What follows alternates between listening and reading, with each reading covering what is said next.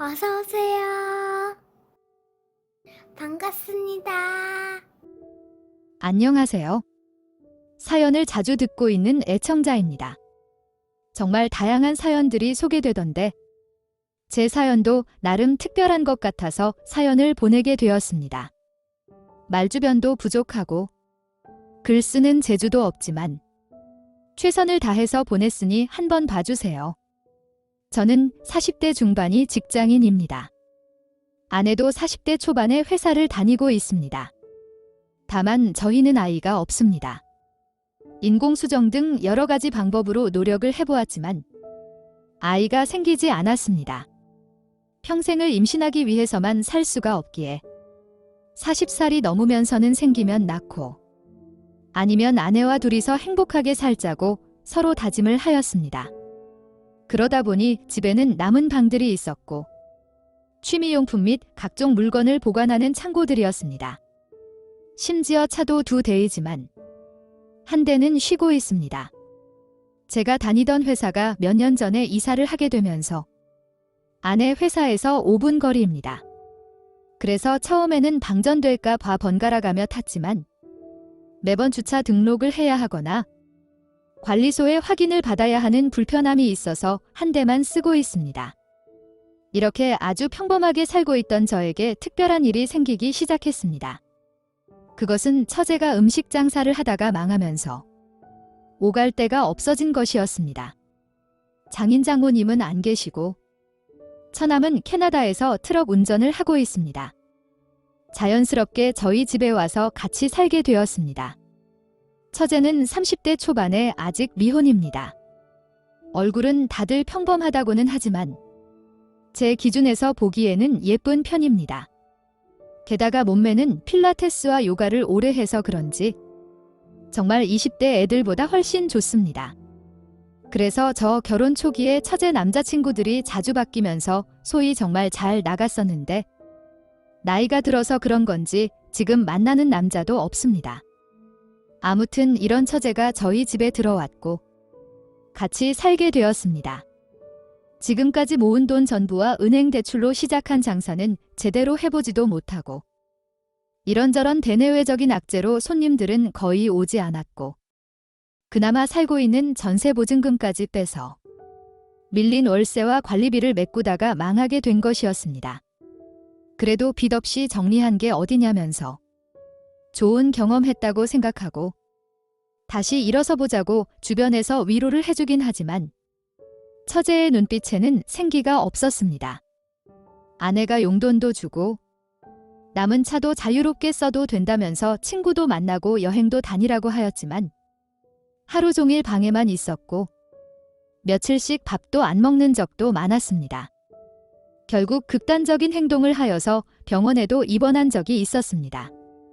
아내는 저에게 우리는 애도 없고 어느 정도 노후 준비도 되었는데 여유자금을 처제에게 주고 다시 한번 장사를 할 수 있게 도와주면 어떠냐고 저에게 물었습니다. 저는 반대를 하였습니다. 처제의 음식이 맛이 없어서 망했다면 음식 맛을 올려서 재창업을 하면 됩니다. 처제의 식당 위치가 안 좋아서 망했다면 돈이 더 들더라도 목이 좋은 곳에서 재창업을 하면 됩니다. 하지만 처제의 상황은 다릅니다. 음식도 맛있었고 위치도 그만하면 나쁘지 않았습니다. 다만 시국이 너무 안 좋았습니다. 잘 되던 곳도 망하는 시국에 새롭게 창업한 식당이 단골 손님도 없는 상태에서 버틴다는 것은 거의 불가능에 가깝습니다. 그렇기에 또 창업하면 성공할 가능성보다 망할 가능성이 높다고 생각이 들었습니다.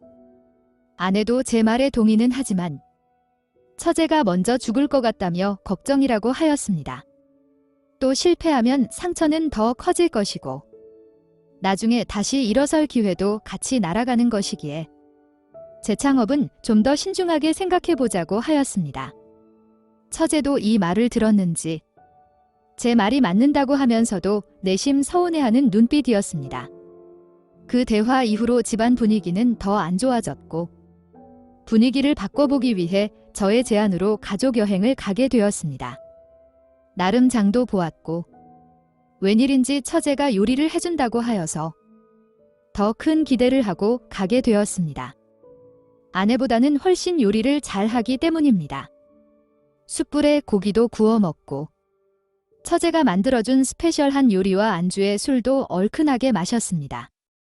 처제가 많이 서운했는지 할 말이 있다면서 주사를 부리기 시작했습니다. 어느 정도는 예상도 했고 받아줄 생각으로 간 것이기에 처제의 말에 귀 기울여 주었습니다. 처제의 주사는 어느 정도 예상한 이야기들과 행동들이었습니다. 1시간쯤 지났을 때쯤 처제가 완전히 만취를 해서 횡설수설을 하길래 이제 술자리를 끝내고 자려고 하였습니다. 그런데 처제는 자기를 무시하냐며 발끈하기 시작했고 상상도 못했던 이야기를 꺼내기 시작했습니다. 자기가 친동생 아니라서 동생 취급도 처제 취급도 못 받는다고 서럽다면서 엉엉 울기 시작했습니다. 그러면서 처남과 차별하는 거 다 알고 있다면서 정말 그러는 것이 아니라며 숙소 밖으로 나가버렸습니다. 아내가 바로 따라서 나갔지만 처제를 못 찾고 돌아왔습니다. 계속 전화를 해도 받지 않았고 결국 제가 나가서 그 동네를 다 뒤져서 공용 화장실 변기에 앉아서 자고 있던 처제를 업고 숙소로 돌아왔습니다.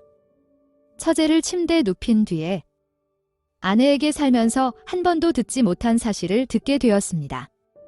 처제가 장인어른의 친한 친구 딸이라는 것이었습니다. 아내가 중학교 다닐 때쯤에 장인어른 친구 부부가 교통사고로 두 분 다 돌아가시면서 친구 딸을 입양하신 것이었습니다.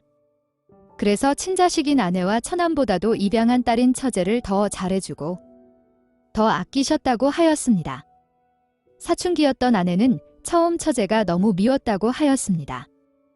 아무튼 그렇게 친자식, 친동생처럼 사랑으로 지내왔는데 요번 일이 정말 많이 서운했던 것 같다며 살면서 이런 말 한 적이 없었다고 하였습니다.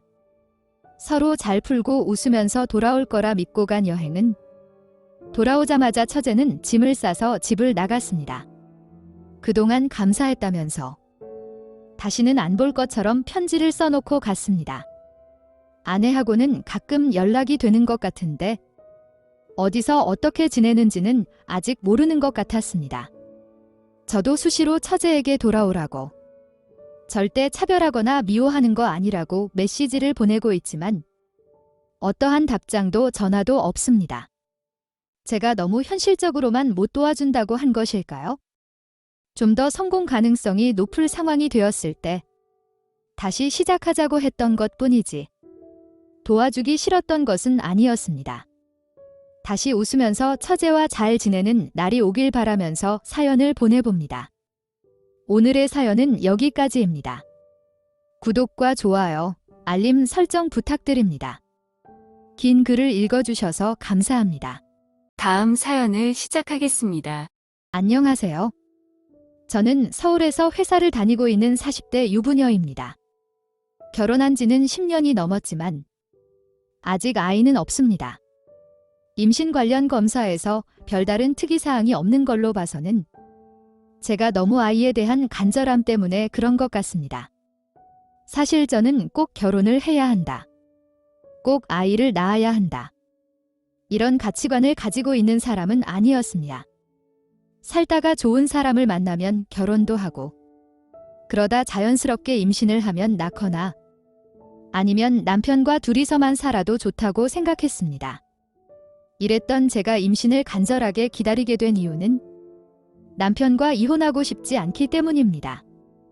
이혼하기 싫어서 임신을 하고 싶다는 이야기가 이상하게 들리실 수도 있겠지만 정말 사실입니다. 남편과는 20대 후반의 지인의 소개로 만나게 되었습니다. 지금 생각해봐도 첫인상은 별로였습니다. 그래서 별 의미 없이 지인의 입장을 생각해서 몇 번의 데이트를 하였습니다. 그런데 만나면 만날수록 사람이 정말 괜찮은 사람이었습니다. 어느 순간부터는 제가 남편을 쫓아다니고 있었습니다. 그렇게 저희는 장거리 연애를 시작하였습니다. 그때 저는 서울에서 회사를 다녔고 남편은 대전에서 대학원을 다니고 있었습니다. 그렇게 약 2년 동안 장거리 연애를 하고 남편이 대학원 졸업과 동시에 서울로 직장을 구하면서 저희는 결혼을 하게 되었습니다. 다른 사람들의 장거리 연애는 떨어져 지내고 가끔 가다가 보다 보니 더 애틋하고 안 싸우면서 지낸다고 하였지만 저희는 장거리 연애하는 2년 동안 정말 많이 싸웠습니다. 제가 사람을 잘 못 본 건인가? 나와 이렇게 안 맞는 사람인가? 라고 생각할 정도로 많이 싸웠습니다. 쉬는 날이면 거의 남편을 보려 대전으로 갔었지만 가끔은 친구들과 만나서 술도 먹고 나이트도 갔습니다. 그럴 때마다 괜찮다면서 친구들과 즐겁게 놀라고 하면서도 수시로 전화도 오고 그러다 보면 어느 순간부터 저희는 싸우고 있었습니다. 급기야 집에 가서 집 전화로 도착했다는 인증을 해야만 남편의 연락은 끝이 났습니다. 그러다 보니 집 전화로 인증을 한 후에 다시 나가서는 친구들과 논 적도 있습니다. 가끔은 남편의 저런 모습이 싫기도 했지만 멀리 떨어져 있는 곳에서 공부하고 있는데 여자친구가 술 마시려 놀려 나간다고 하면 얼마나 신경이 쓰였을지 생각해보면 미안하기도 하고 그만큼 저를 많이 사랑한다고 생각했기에 고맙기도 했습니다. 게다가 역으로 너무 신경도 안 쓰고 연락도 없었다면 섭섭하기도 했을 것 같습니다. 하지만 이런 의심과 걱정은 결혼하고 나서도 사라지지 않았습니다. 장거리 연애도 아니고 같은 집에서 매일 같이 얼굴 보면서 사는데도 각자 회사로 가서 일하는 중에 남편은 수시로 연락도 하고 전화도 하였습니다. 가끔 회사 회식이라도 가는 날에는 테이블 밑에 핸드폰을 숨기고 실시간으로 메신저 하는 것이 일이었습니다. 그러다 몇 번 전화라도 안 받게 되면 영상통화로 받을 때까지 계속합니다. 그러고는 회식 장소 근처에서 차를 세워놓고 끝날 때까지 계속 기다리고 있습니다. 인터넷에 찾아보니 실시간 위치를 알려주는 어플도 있어서 제가 먼저 설치하자고 제안을 해서 사용하기 시작했습니다. 이거라면 정말 제가 남편에게 믿음을 심어주는데 좋은 계기가 될 거라고 믿었습니다. 하지만 그 어플이 위치가 가끔 부정확하게 나올 때가 있습니다. 회사에 있는데도 옆 건물에 있는 것처럼 보이기도 하고 심지어 집안에 있는데도 바로 앞 놀이터나 옆동에 있는 것처럼 보이기도 합니다. 그럴 때마다 오류를 보여주면서 증명은 하지만 어떻게 한두 번도 아니고 여러 번이나 이렇게 위치 오류가 날 수가 있냐며 저를 더 거짓말쟁이 또는 바람난 년으로 더 의심하기도 하였고 정말 심하게 싸운 적도 몇 번 있었습니다. 의심하는 남편 입장도 이해는 되지만 저는 정말 집에만 있었고 어플에서 오류가 나고 있는 것을 제가 매 순간마다 확인해서 오류가 나면 그 시간대마다 증거 자료를 만들 수도 없기 때문입니다. 제 나름대로 설명도 하고 진실을 말하지만 증거가 없는 제 말뿐이기에 남편에게는 그저 설득력 없는 제 변명일 뿐이었습니다. 이쯤 되면 제가 연애 및 결혼 생활하는 동안에 잘못한 것이 있어서 그러는 것이라고 생각하실 수도 있겠지만 단 한 번도 그랬던 적이 없었습니다. 제 개인적인 가치관상 누군가 만나면서 다른 사람을 만나는 것을 이해할 수 없는 성격입니다. 차라리 헤어지고 새로운 만나는 것이 맞는다고 생각하는 사람입니다. 아무튼 이렇기 때문에 제가 임신을 하려고 하는 것입니다. 아무래도 임신을 하면 저에 대한 믿음이 올라갈 것 같고 그럼 자연스럽게 의심에 따른 저런 행동이 완화가 될 거라고 생각합니다.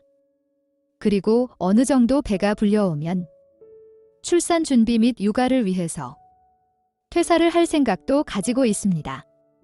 나이도 있기에 출산 휴가를 쉬고 복직을 하게 되면 곧 퇴사할 나이이기도 하고 늦은 나이에 생긴 아이이기에 최선을 다하고 싶습니다. 의처증 관련해서 인터넷에 찾아보니 임신을 해도 다른 놈과 뒹굴고 왔냐며 의심하고 화내는 경우도 있다고 하던데 설마 제 남편이 저렇게까지 안 할 거라고 믿기는 하지만 조금의 걱정이 되는 부분도 사실 있습니다. 인터넷 카페에 문의 글도 남겨보고 익명으로 여기저기 글로 남겨서 달린 수많은 댓글도 보았지만 이혼이 답이라며 의처증은 치료가 불가능하다는 쪽으로 많은 분들이 남겨주셨습니다. 나중에는 폭력까지도 쓸 수 있다고 하고 환청이 들리는 의처증 남편들도 있다고 하더라고요. 정말 이혼을 하거나 평생을 참고 살아야 하는 건가요? 저는 정말 이혼만은 하고 싶지 않습니다. 그 부분만 뺀다면 최고의 남편이고 아직도 많이 사랑하고 있습니다. 좋은 방법이 있다면 알려주세요. 오늘의 사연은 여기까지입니다. 구독과 좋아요, 알림 설정 부탁드립니다. 긴 글을 읽어주셔서 감사합니다. 구독과 좋아요 꾹꾹 눌러주세요. 꾹꾹.